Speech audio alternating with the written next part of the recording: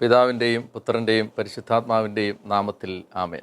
ഈശോയിൽ ഏറ്റവും പ്രിയപ്പെട്ട സഹോദരങ്ങളെ, യോഹന്നാൻ്റെ സുവിശേഷ വചന പഠനത്തിലേക്ക് ഒരിക്കൽ കൂടി നിങ്ങളെ ഏറ്റവും സ്നേഹത്തോടെ ഞാൻ സ്വാഗതം ചെയ്യുന്നു. കർത്താവ് നമുക്ക് തന്നിരിക്കുന്ന വചന പഠനത്തിൻ്റെ ഈ പ്രധാനപ്പെട്ട അവസരത്തിലേക്ക് നമുക്ക് ഏറ്റവും പ്രാർത്ഥനയോടെ പ്രവേശിക്കാം. വചനത്തിൻ്റെ അമ്മയായ പരിശുദ്ധ അമ്മയുടെ മാധ്യസ്ഥം ഈ ശുശ്രൂഷയ്ക്ക് വേണ്ടി നമുക്ക് യാചിക്കാം. മാതാവേ, അമ്മ ഈ മണിക്കൂറിന് വേണ്ടി പ്രാർത്ഥിക്കണമേ. വചനം നന്നായി ഗ്രഹിക്കാൻ അമ്മയുടെ മാധ്യസ്ഥവും പ്രാർത്ഥനയും ഞങ്ങളെ സഹായിക്കണമേ. യേശുവിൻ്റെ നാമത്തിൽ പിതാവേ, ഞങ്ങളെ അവിടുന്ന് ആശീർവദിക്കുകയും അനുഗ്രഹിക്കുകയും ചെയ്യണമേ. ആമേൻ. യോഹന്നാൻ്റെ സുവിശേഷം 12-ാം അധ്യായത്തിൻ്റെ 12 മുതലുള്ള തിരുവചനങ്ങളാണ് നമുക്കിനി വായിക്കാനും പഠിക്കാനുമായിട്ട് ഉള്ളത്. അടുത്ത ദിവസം തിരുനാളിന് വന്നുകൂടിയ ഒരു വലിയ ജനക്കൂട്ടം യേശു ജെറുസലേമിലേക്ക് വരുന്നെന്ന് കേട്ട് ഈന്തപ്പനയുടെ കൈകൾ എടുത്തുകൊണ്ട് അവനെ എതിരേൽക്കാൻ പുറപ്പെട്ടു. അവർ വിളിച്ചു പറഞ്ഞു, ഹോസാന, കർത്താവിൻ്റെ നാമത്തിൽ വരുന്നവനും ഇസ്രായേലിൻ്റെ രാജാവുമായവൻ വാഴ്ത്തപ്പെട്ടവൻ. യേശു ഒരു കഴുതക്കുട്ടിയെ കണ്ട് അതിൻ്റെ പുറത്ത് കയറിയിരുന്നു. സിയോൻ പുത്രി, ഭയപ്പെടേണ്ട, ഇതാ നിൻ്റെ രാജാവ് കഴുതക്കുട്ടിയുടെ പുറത്ത് എഴുന്നള്ളുന്നു എന്ന് എഴുതപ്പെട്ടിരിക്കുന്നു. അവൻ്റെ ശിഷ്യന്മാർക്ക് ആദ്യം ഇത് മനസ്സിലായില്ല. എന്നാൽ യേശു മഹത്വം പ്രാപിച്ചപ്പോൾ അവനെപ്പറ്റി ഈ കാര്യങ്ങൾ എഴുതപ്പെട്ടിരുന്നുവെന്നും അവനു വേണ്ടി ഇവയെല്ലാം ചെയ്തുവെന്നും അവർ അനുസ്മരിച്ചു. ലാസറിനെ മരിച്ചവരിൽ നിന്ന് ഉയർപ്പിച്ച അവസരത്തിൽ അവനോടൊപ്പമുണ്ടായിരുന്ന ജനക്കൂട്ടം അവന് സാക്ഷ്യം നൽകിയിരുന്നു. അവനെ അടയാളം പ്രവർത്തിച്ചെന്ന് കേട്ടതുകൊണ്ട് കൂടിയാണ് ജനക്കൂട്ടം അവനെ സ്വീകരിക്കാൻ വന്നത്.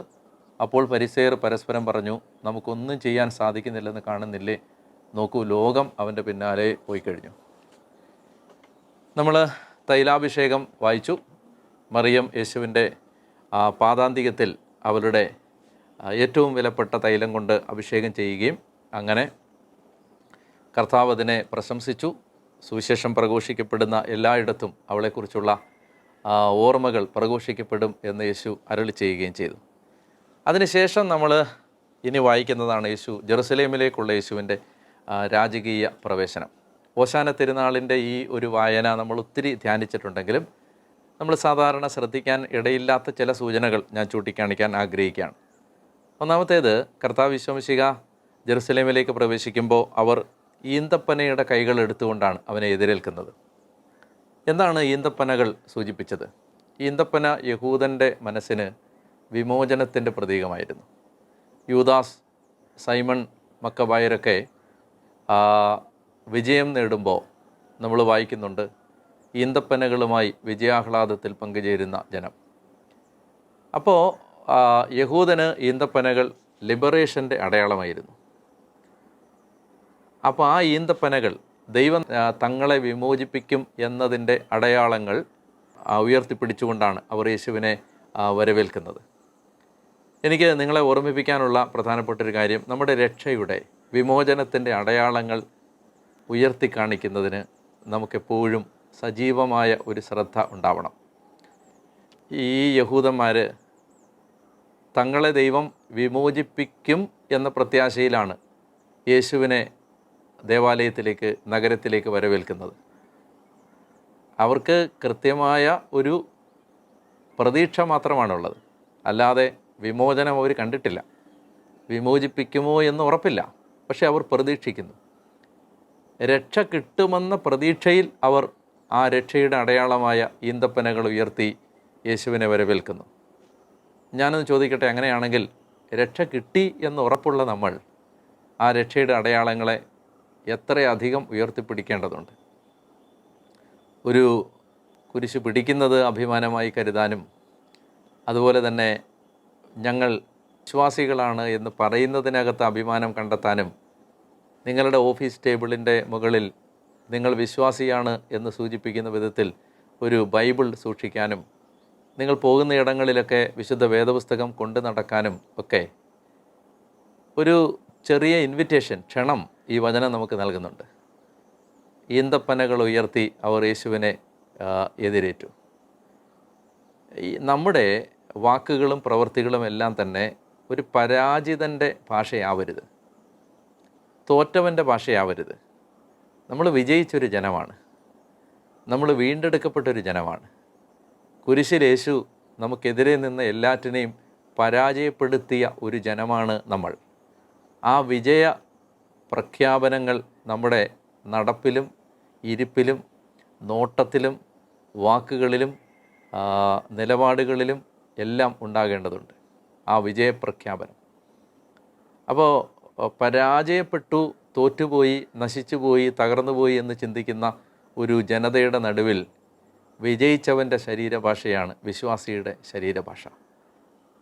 അപ്പോൾ അതുകൊണ്ട് ആ വിജയപ്രഖ്യാപനത്തിൻ്റെ അടയാളമാണ് നമ്മൾ കുരിശുയർത്തുന്നതും ബൈബിൾ പിടിക്കുന്നതും കുരിശ് ധരിക്കുന്നതും എല്ലാം. ഏതാണ്ട് 2 മില്യൺ ആളുകൾ, അതായത് 20 ലക്ഷം ആളുകൾ സമ്മേളിച്ചിരുന്ന ഒരു തിരുനാളാണ് പെസഹ തിരുനാൾ. ഈ പെസഹായ്ക്ക് ഏകദേശം 2.5 ലക്ഷത്തോളം ആടുകളെ കൊല്ലുമായിരുന്നു. അപ്പോൾ അതുകൊണ്ട് അതിൻ്റെ കണക്കുകളനുസരിച്ച് പറയുകയാണെങ്കിൽ, കൃത്യമായിട്ട് പറഞ്ഞാൽ അവർ പറയുന്ന ഒരു കണക്ക് 27 ലക്ഷം ആളുകൾ ഏകദേശം ഈ പെസഹ തിരുനാളിനെ സംബന്ധിച്ചിരുന്നു എന്നാണ് ആ കാലത്തെ ചരിത്ര വായനകളിൽ നിന്ന് മനസ്സിലാക്കാൻ കഴിഞ്ഞിട്ടുള്ളത്. അപ്പോൾ ഒരു 20 ലക്ഷത്തിനും 30 ലക്ഷത്തിനും ഇടയിൽ ആളുകൾ സമ്മേളിക്കുന്ന വലിയ ഒരു മഹാസമ്മേളനമായിരുന്നു പെസഹ. അപ്പോൾ ഈ പെസഹായിൽ മനുഷ്യർക്ക് എല്ലാവർക്കും നഗരത്തിൽ താമസിക്കാൻ സൗകര്യമില്ലാതിരുന്നത് കൊണ്ട് മലമുകളിൽ, പ്രത്യേകിച്ച് ഒലിവുമലയിൽ, അതുപോലെ തന്നെ തൊട്ടടുത്തുള്ള ഗ്രാമങ്ങളായ ബഥാനിയ, ബത്വേഗ തുടങ്ങിയ ഗ്രാമങ്ങളിൽ എല്ലാം മനുഷ്യർ കൂടാരമടിച്ച് താമസിച്ചിരുന്നു. അപ്പോൾ അവിടെ നിന്നാണ് ഈശോ, ആ ഒലിവുമലയുടെ മുകളിൽ നിന്നാണ് ഈശോ തൻ്റെ ഈ രാജകീയ യാത്ര ആരംഭിക്കുന്നത്.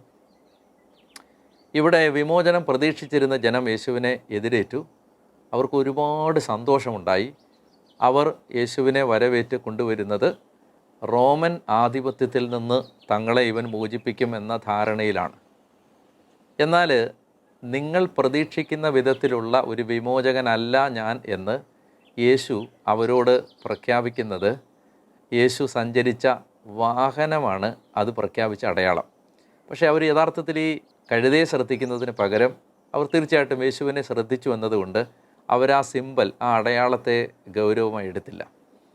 സക്കറിയ പ്രവചനം 9-ാം അധ്യായം 9-ാം വാക്യം: സിയോൻ പുത്രി സന്തോഷിക്കുക, ഇതാ നിൻ്റെ രാജാവ് കഴുതയുടെയും കഴുതക്കുട്ടിയുടെയും പുറത്ത് കയറി നിന്നിലേക്ക് എഴുന്നള്ളി വരുന്നു. സമാധാനത്തിൻ്റെ രാജാവായിട്ടാണ് സക്കറിയ ഈ ജെറുസലേമിലേക്ക് എഴുന്നള്ളി വരുന്ന രാജാവിനെ വിവരിക്കുന്നത്. ആ സമാധാന രാജാവിൻ്റെ പ്രതീകമായിരുന്നു കഴുത. എന്നാൽ ഈ കഴുത എന്ന ആ പ്രതീകത്തെ ജനക്കൂട്ടം തിരിച്ചറിയണമെന്ന് യേശു ആഗ്രഹിച്ച ആ അടയാളത്തെ അവർ ഗൗരവമായി എടുക്കാതിരുന്നത് കൊണ്ട് അവർക്ക് യേശു ഏത് തരത്തിലുള്ള രാജാവാണ് എന്ന് മനസ്സിലാക്കാൻ കഴിയുന്നില്ല. അതായത് എപ്പോഴും നമ്മൾ ഓർത്തിരിക്കേണ്ടത്, ഒരുപാട് അക്രമവും വയലൻസും നിറയുന്ന ഒരു ലോകമാണിത്. എവിടെ തിരിഞ്ഞാലും വയലൻസിൻ്റെ ഭാവങ്ങൾ മാത്രമാണ് നമ്മൾ കാണുന്നത്. ഈ കേരള സമൂഹത്തെക്കുറിച്ച് ഞാൻ കേട്ടിട്ടുള്ള മനോഹരമായ ഒരു നിരീക്ഷണം നമ്മുടെ സൊസൈറ്റി ഒരു വയലൻ്റ് സൊസൈറ്റിയാണ് എന്നുള്ളതാണ്. എനിക്ക് അത് ആദ്യം ഞാൻ കേട്ടപ്പോൾ വിശ്വസിക്കാൻ ബുദ്ധിമുട്ടുണ്ടായതിന് കാരണം എന്താണെന്ന് വെച്ചാൽ, നമ്മൾ പൊതുവേ സമാധാനകാംക്ഷികളാണ് എന്നായിരുന്നു എൻ്റെ ധാരണ. എന്നാൽ എന്നോട് ഈ നിരീക്ഷണം പറഞ്ഞ വ്യക്തി എനിക്കത് ചൂണ്ടിക്കാണിച്ചു തന്നു. നമ്മുടെ സൊസൈറ്റി വയലൻസ് സൊസൈറ്റിയാണ്. കാരണം നിങ്ങൾ നോക്കുക, നമ്മൾ പലതും നേടിയെടുക്കുന്നത് നിയമത്തിൻ്റെ ആനുകൂല്യത്തിലോ അല്ലെങ്കിൽ നിയമം തരുന്ന പരിരക്ഷയിലോ അല്ല. ഉദാഹരണത്തിന് പലതും നമ്മൾ നേടിയെടുക്കുന്നത് ബഹളം വെച്ചും സമരം ചെയ്തും മുദ്രാവാക്യം വിളിച്ചും ചില സന്ദർഭങ്ങളിൽ ഭീഷണിപ്പെടുത്തിയും ചിലപ്പോൾ ശാരീരികമായ വയലൻസ് നടത്തിയും ആണ് നമ്മൾ പലതും നേടിയെടുക്കുന്നത്. ഇത് സൂക്ഷിച്ചു നോക്കിയാൽ കേരള സമൂഹത്തെ സംബന്ധിച്ച് വളരെ ശരിയായ പ്രസ്താവനയാണ്. ഇത് ഇന്ന് വന്ന് വർദ്ധിച്ചു വന്ന് ഇപ്പോഴത്തെ ഒരവസ്ഥ വല്ലാത്ത ഒരുതരം മൃഗീയമായ ആക്രമണ വാസനയുള്ള ഒരു ജനമായി നമ്മൾ മാറിയിരിക്കുകയാണ്. അക്രമോത്സുകരായ ഒരു ജനമായി. കാരണം എന്താണ് തൊട്ടടുത്ത നിമിഷം ഒരാൾ മറ്റൊരാളെ ചെയ്യുന്നതെന്ന് നമുക്ക് നിശ്ചയമില്ലാത്ത വിധത്തിലാണ് യഥാർത്ഥത്തിൽ മനുഷ്യൻ്റെ വയലൻസ് ഇന്ന് നമ്മുടെ നാട്ടിൽ എത്തി നിൽക്കുന്നൊരവസ്ഥ. ഞാൻ പറഞ്ഞു വരുന്നത്, അതുകൊണ്ട് ഈ വയലൻസിൻ്റെ നടുവിലാണ് സമാധാനത്തിൻ്റെ രാജാവായ യേശുവിനെക്കുറിച്ച് നമ്മൾ ധ്യാനിക്കുന്നത്. നമ്മളെപ്പോഴും ഓർത്തിരിക്കണം, നമ്മൾ വിശ്വാസികൾ പ്രതിനിധാനം ചെയ്യുന്നത് വയലൻസിനെ അല്ല, മറിച്ച് സമാധാനത്തെയാണ്. ഉദാഹരണത്തിന് റോഡിൽ വണ്ടി ഓടിക്കുമ്പോൾ റോഡ് റേജ് എന്ന് പറഞ്ഞ ഒരു കാര്യമുണ്ട്. റോഡിൽ നമ്മൾ കാണിക്കുന്ന ഒരു വൈരനിര്യാതന ബുദ്ധി, അത് വയലൻസിൻ്റെ ഭാഗമാണ്. ക്യൂ നിൽക്കാത്തത് വയലൻസിൻ്റെ ഭാഗമാണ്.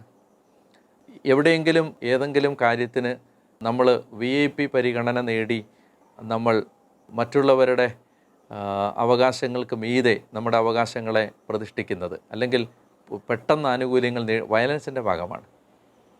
ഓർക്കുക, നമ്മുടെ മതം വയലൻസിൻ്റെ മതമല്ല, മറിച്ച് അത് യഥാർത്ഥത്തിൽ സമാധാനത്തിൻ്റെ മതമാണ്. അപ്പോൾ സമാധാനത്തിൻ്റെ മതമാണ് എന്ന് നമ്മൾ തെളിയിക്കേണ്ടത് നമ്മുടെ നിലപാടുകളിലൂടെയാണ്, നമ്മുടെ ശരീരഭാഷയിലൂടെയാണ്, നമ്മൾ കൈമാറുന്ന പുഞ്ചിരിയിലൂടെയാണ്, നമ്മൾ മനുഷ്യരോട് സംസാരിക്കുന്ന സൗമ്യമായ ഭാഷയിലൂടെയാണ്. ഒന്നാലോചിച്ച് നോക്കുക, ഇത്രയും ഷൗട്ട് ചെയ്യേണ്ട കാര്യമുണ്ടോ? ഇത്രയും ഉച്ചത്തിൽ സംസാരിക്കേണ്ട കാര്യമുണ്ടോ? ഒരു കാര്യം കുറേ കൂടി സംയമനത്തോടെ പറഞ്ഞുകൂടെ? ഇത്രയും പരിഹസിച്ച് സംസാരിക്കേണ്ടതുണ്ടോ? ഇത്രയും വയലൻ്റായി സംസാരിക്കേണ്ടതുണ്ടോ? ഞാൻ പറഞ്ഞു വരുന്നത്, നമ്മൾ ചിന്തിക്കുമ്പോൾ ജീവിതത്തിൻ്റെ എല്ലാ മേഖലകളെയും സ്പർശിക്കുന്ന ഒരു കാര്യമാണ് ഈ സമാധാനം. അപ്പം നമ്മൾ ക്യാരി ചെയ്യേണ്ടത് ഈ കഴുതപ്പുറത്ത് വരുന്ന ക്രിസ്തുവിനെയാണ്. കുതിരപ്പുറത്ത് വരുന്ന ക്രിസ്തുവല്ല ഇവിടുത്തെ ക്രിസ്തുവിനെ അവതരിപ്പിക്കുന്ന വിധം. അത് കുതിരപ്പുറത്ത് അവിടുന്ന് വരുന്നത് അന്ത്യവിധിയിലാണ്. എന്നാൽ ക്രിസ്തു ഈ ലോകത്തിൽ നമ്മൾ ജീവിക്കുമ്പോൾ നമ്മളിലൂടെ വെളിപ്പെടേണ്ട ക്രിസ്തു സമാധാന രാജാവായ ക്രിസ്തുവാണ്. മറ്റൊന്ന്, എങ്ങനെയാണ് സമാധാനം സ്ഥാപിക്കപ്പെടുന്നത്? നിങ്ങൾ ചിന്തിച്ചിട്ടുണ്ടോ? എന്തുകൊണ്ടാണ് ഈ മനുഷ്യർ യേശുവിനെ പെട്ടെന്ന് ഒരു രാജാവായി അംഗീകരിക്കാൻ തയ്യാറാവുന്നത്? അത് എന്തുകൊണ്ടാണെന്ന് വെച്ചാൽ, അവരിങ്ങനെ ചിന്തിച്ചു, യേശു തങ്ങളെ വിമോചിപ്പിക്കും. വളരെ ശ്രദ്ധിച്ച് നിങ്ങളിത് മനസ്സിലാക്കുക. യേശു തങ്ങളെ വിമോചിപ്പിക്കും. ആരിൽ നിന്ന്? റോമക്കാരിൽ നിന്ന്. അപ്പോൾ സമാധാനം വരുമെന്ന് അവർ പ്രതീക്ഷിച്ചത് മറ്റുള്ളവരുടെ ക്രൂരതയിൽ നിന്ന് ഞങ്ങൾ മോചിപ്പിക്കപ്പെടുമ്പോൾ സമാധാനം വരുമെന്ന് അവർ വിചാരിച്ചു. എന്നാൽ യേശു ഒരാളെ സമാധാനത്തിലേക്ക് എത്തിക്കുന്നത് അവരെ പുറത്തുള്ളവരിൽ നിന്ന് മോചിപ്പിച്ചുകൊണ്ടല്ല, അവനവനിൽ നിന്ന് തന്നെ മോചിപ്പിച്ചുകൊണ്ടാണ്. Jesus is going to give you freedom not by liberating you from others but by liberating you from yourself. ഒരാളെ അയാളിൽ നിന്ന് തന്നെ മോചിപ്പിച്ചുകൊണ്ടാണ് യേശു അയാൾക്ക് സമാധാനം കൊണ്ട് എന്ന് പറഞ്ഞാൽ നിങ്ങൾക്ക് മനസ്സിലായോ?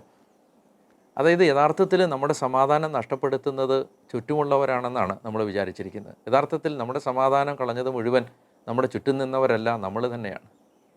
നമ്മുടെ ചിന്താഗതി, നമ്മുടെ കാഴ്ചപ്പാട്, നമ്മൾ കാര്യങ്ങളെ നോക്കിക്കണ്ട വിധം, നമ്മൾ മറ്റുള്ളവരെക്കുറിച്ച് ചിന്തിച്ചു കൂട്ടിയത്, നമ്മുടെ സമാധാനം കളഞ്ഞത് പുറത്തുള്ള ആരുമല്ല, നമ്മൾ തന്നെയാണ്.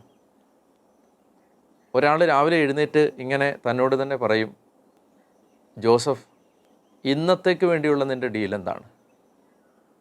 ഹാപ്പിനെസ് ഓർ മിസറി, സന്തോഷമോ സങ്കടമോ?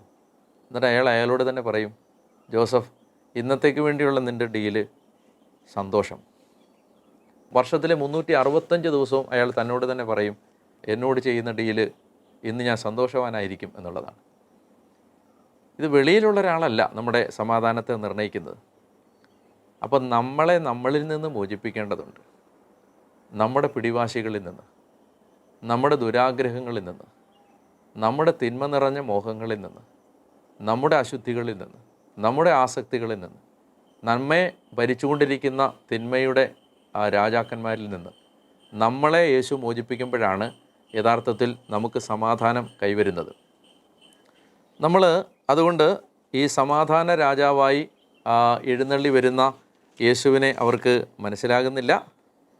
ഏതായാലും ഈ യേശുവിനെ ഇങ്ങനെ ജനക്കൂട്ടം ആനയിച്ച് ജെറുസലേമിലേക്ക് കൊണ്ടുവരുന്നത് കാണുമ്പോൾ പരിസേയർ പറയുന്ന ഒരു വാചകമുണ്ട്.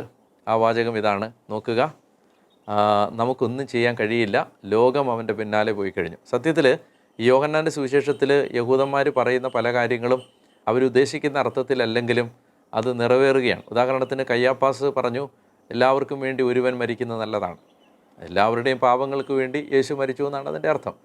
അതുപോലെ തന്നെയാണ് ഇവിടെയും. നോക്കുക, ലോകം അവൻ്റെ പിന്നാലെ പോയി കഴിഞ്ഞു. അവർ ഈ ജനക്കൂട്ടം യേശുവിനെ രാജാവാക്കാൻ അല്ലെങ്കിൽ രാജാവായി കണ്ട് യേശുവിനെ പുകഴ്ത്തി കൊണ്ടുപോകുന്നത് കണ്ടിട്ട് അമർഷവും അസൂയയും സഹിക്കാൻ പറ്റാതെ പറഞ്ഞാണ്, നോക്കുക, ലോകം അവൻ്റെ പിന്നാലെ പോയി കഴിഞ്ഞു എന്ന്. യഥാർത്ഥത്തിൽ അതാണ് പിന്നീട് ചരിത്രത്തിൽ സംഭവിച്ചത്. ലോകം അവൻ്റെ പിന്നാലെ പോയി കഴിഞ്ഞു. നിങ്ങൾ നോക്കുക, ഇതുപോലെ ലോകം പിന്നാലെ പോയ വേറെ ഏതെങ്കിലും ഒരു വ്യക്തി ഈ ലോക ചരിത്രത്തിൽ ഇതുവരെ പിറന്നിട്ടുണ്ടോ? ലോകത്തെ ഏറ്റവും കൂടുതൽ സ്വാധീനിച്ച വ്യക്തി, ലോകത്തെ ഏറ്റവും കൂടുതൽ അനുയായികളുള്ള വ്യക്തി, ഈ നിമിഷം നിങ്ങൾ ആവശ്യപ്പെട്ടാൽ 10 പേര് അയാൾക്ക് വേണ്ടി മരിക്കും എന്നല്ല, അയാൾക്ക് വേണ്ടി മരിച്ചുകൊണ്ടിരിക്കുന്ന ഒരു വിശ്വാസമാണ് ക്രിസ്തുവിലുള്ള വിശ്വാസം. ഞാനിത് നിങ്ങളോട് പറഞ്ഞുകൊണ്ടിരിക്കുന്ന ഈ നിമിഷം അയാൾക്ക് വേണ്ടി ലോകത്തിൻ്റെ വിവിധ ഭാഗങ്ങളിൽ 10 പേർ കൊല്ലപ്പെടുന്നുണ്ട്, ഒരുപാട് പേർ പീഡനങ്ങൾ ഏറ്റുവാങ്ങുന്നുണ്ട്, ഒത്തിരി പേര് അയാൾക്ക് വേണ്ടി ഈ നിമിഷം ജയിലിൽ അടയ്ക്കപ്പെടുന്നുണ്ട്, ഒരുപാട് പേരുടെ ജീവനും സ്വപ്നങ്ങളും തകർക്കപ്പെടുന്നുണ്ട്. ഇങ്ങനെ ഭ്രാന്ത് പിടിച്ച് ഒരാളുടെ പിന്നാലെ മനുഷ്യർ പോകുമോ? അങ്ങനെ ഒരാളുടെ പിന്നാലെ മാത്രമേ ഈ ലോക ചരിത്രത്തിൽ ലോകം അങ്ങനെ വട്ടുപിടിച്ചതുപോലെ പോയിട്ടുള്ളൂ. അയാളുടെ പേരാണ് ക്രിസ്തു. നോക്കുക, ലോകം അവൻ്റെ പിന്നാലെ പോയി കഴിഞ്ഞു. ഇനി 12-ാം അധ്യായത്തിൻ്റെ 20 മുതൽ 26 വരെയുള്ള വാക്യങ്ങളിൽ നമ്മൾ വായിക്കുന്നത്, തിരുനാളിൽ ആരാധിക്കാൻ ഇങ്ങനെ വന്ന ഈ ഒരു 20-27 ലക്ഷം ആളുകളുടെ കൂട്ടത്തിൽ ഗ്രീക്കുകാരും ഉണ്ടായിരുന്നു. ഈ ഗ്രീക്കുകാരാരാണെന്ന് ചോദിച്ചാൽ, ദക്കാപ്പോളിസ് എന്ന് പറഞ്ഞ ഒരു നഗരം, അത് ദക്കാപ്പോളിസ് എന്ന് പറഞ്ഞ വാക്കിൻ്റെ അർത്ഥം 10 നഗരങ്ങളെന്നാണ്, 10 സിറ്റീസ് എന്നാണ്.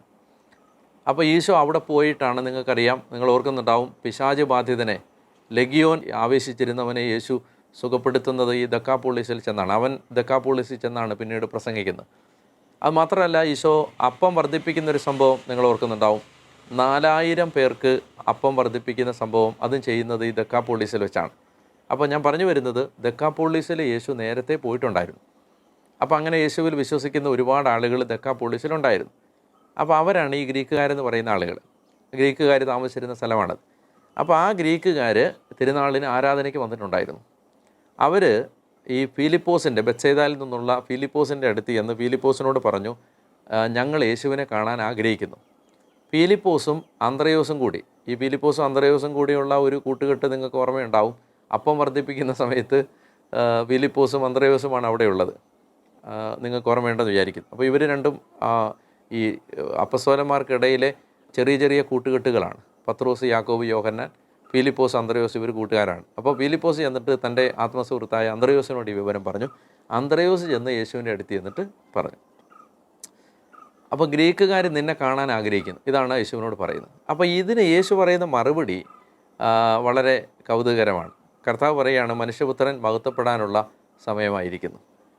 സത്യം സത്യമായി ഞാൻ നിങ്ങളോട് പറയുന്നു, ഗോതമ്പ് മണി നിലത്ത് വീണ് അഴിയുന്നില്ലെങ്കിൽ അത് അതേപടി ഇരിക്കും, അഴിയുന്നെങ്കിലോ അത് വളരെ ഫലം പുറപ്പെടുവിക്കും. തൻ്റെ ജീവനെ സ്നേഹിക്കുന്നവൻ അത് നഷ്ടപ്പെടുത്തുന്നു, ഈ ലോകത്തിൽ തൻ്റെ ജീവനെ ദ്വേഷിക്കുന്നവൻ നിത്യജീവനിലേക്ക് അതിനെ കാത്തു സൂക്ഷിക്കും. എന്നെ ശുശ്രൂഷിക്കാൻ ആഗ്രഹിക്കുന്നവൻ എന്നെ അനുഗമിക്കട്ടെ, അപ്പോൾ ഞാൻ ആയിരിക്കുന്നിടത്ത് എൻ്റെ ശുശ്രൂഷകനുമായിരിക്കും, എന്നെ ശുശ്രൂഷിക്കുന്നവനെ പിതാവ് ബഹുമാനിക്കും.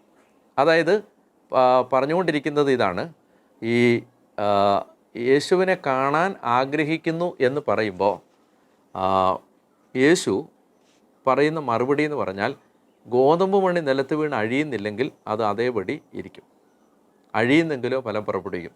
നമുക്കിത് പെട്ടെന്ന് വായിക്കുമ്പോൾ ഇതെന്താണ് ഈ കാണാൻ ആഗ്രഹിക്കുന്നു എന്ന് പറയുമ്പോൾ ഇങ്ങനെ പറയുന്നത് എന്തിനാണ്? ഞാനത് ചുരുക്കത്തിൽ നിങ്ങൾക്ക് പറഞ്ഞുതരാം.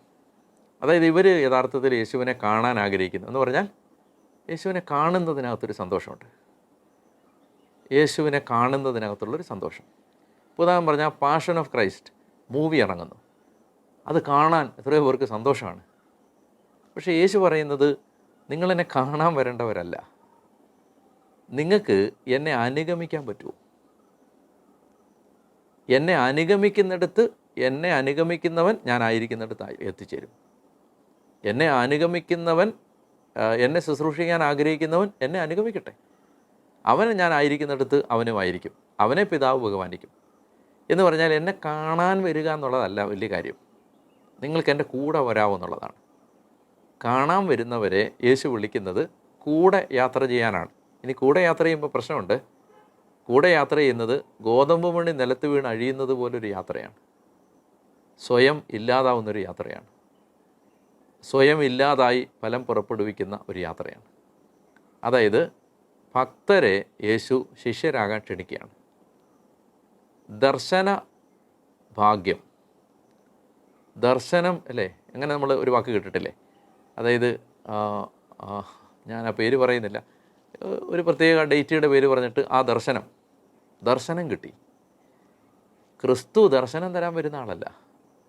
ക്രിസ്തു പറയുന്നത്, നിങ്ങൾ എന്നെ വന്നിങ്ങനെ കണ്ടിട്ട് ദർശന മാത്രയിലെ ആ സന്തോഷം അനുഭവിച്ച് തിരിച്ചു പോകാനുള്ളവരാണെങ്കിൽ you don't belong to me and I don't belong to you. എനിക്ക് വേണ്ടത് നിങ്ങൾക്ക് എൻ്റെ കൂടെ വരാമോ? ഞാൻ പോയ വഴിയിലൂടെയെല്ലാം വരാമോ? ആ വഴി മഹത്വത്തിലേക്കുള്ള വഴിയാണ്.